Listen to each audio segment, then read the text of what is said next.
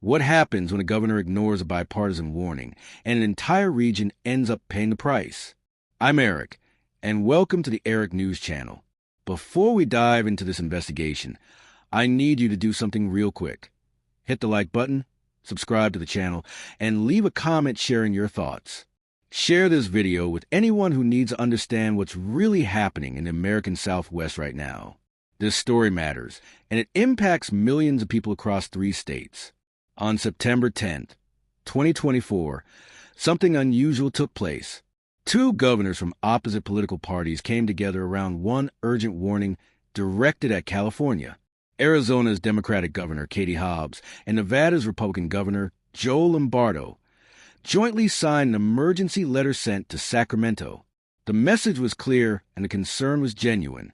They warned that California's new refinery regulations were about to trigger fuel shortages and sharp price increases across the entire Southwest. This wasn't political theater. It was a serious alert about the energy survival of neighboring states. Arizona and Nevada aren't just nearby states. They depend directly on California's fuel infrastructure. Arizona receives about 60% of its gasoline from California refineries. Nevada relies on California for roughly 70% of its supply.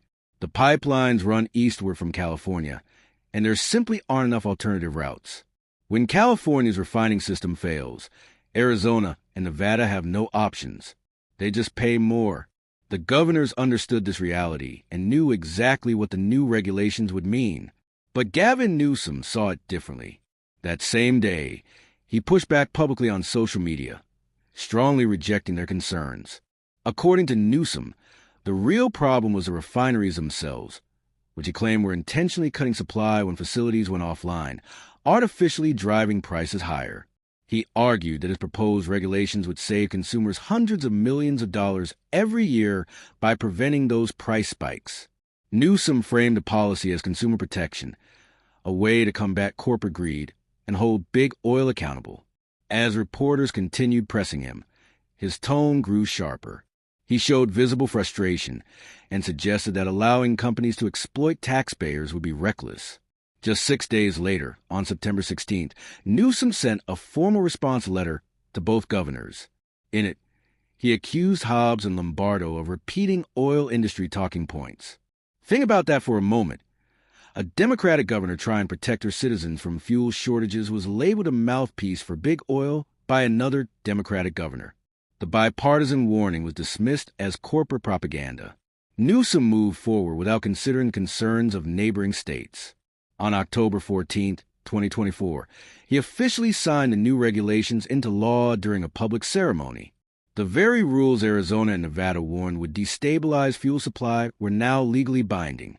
The new package required refineries to maintain mandatory minimum fuel inventories and granted the state authority to define acceptable profit margins. In practice, the government would now decide how much profit was considered too much. Just 3 days later, the first consequence appeared. On October 17th, Phillips 66 announced the closure of his Los Angeles refinery. This was not a small facility. It produced 139,000 barrels per day, about 8% of California's total refining capacity. The company stated that market conditions had made continued operation economically unviable. In plain terms, the new rules made running the refinery impossible. In April 2025, another shock followed. Valero Energy announced the closure of its Benicia refinery, effective April 2026. That facility produced 145,000 barrels per day. Valero's CEO was blunt, stating that California had pursued aggressive fossil fuel reduction policies for decades, creating the most restrictive regulatory environment in North America. Together, Phillips 66 and Valero represented roughly 20% of California's total refining capacity. 1/5 of the state's gasoline production was set to disappear within less than 2 years. When Phillips 66 made his announcement, Newsom's office remained silent for weeks. Eventually, they released a statement accusing the company of abandoning Californians to avoid regulation. Notably, they never addressed whether the regulations themselves played a role. State Senator Brian Jones saw what was coming.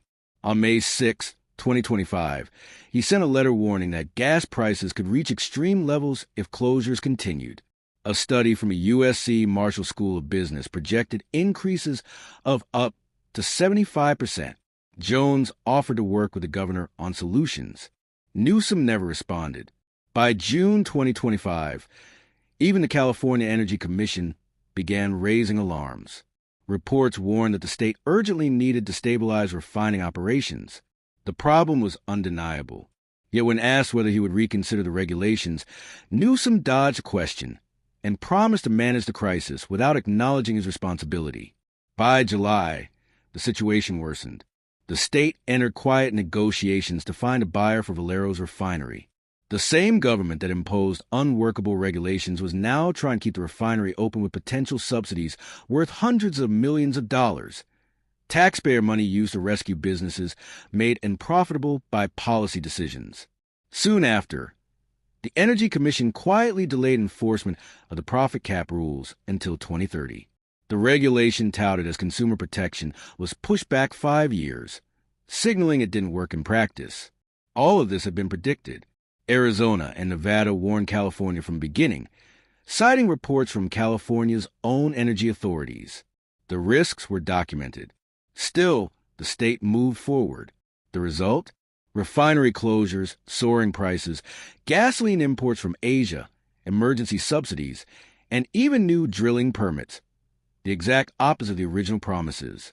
Today, California faces record fuel prices, while Arizona and Nevada are paying up to 50% more for gasoline.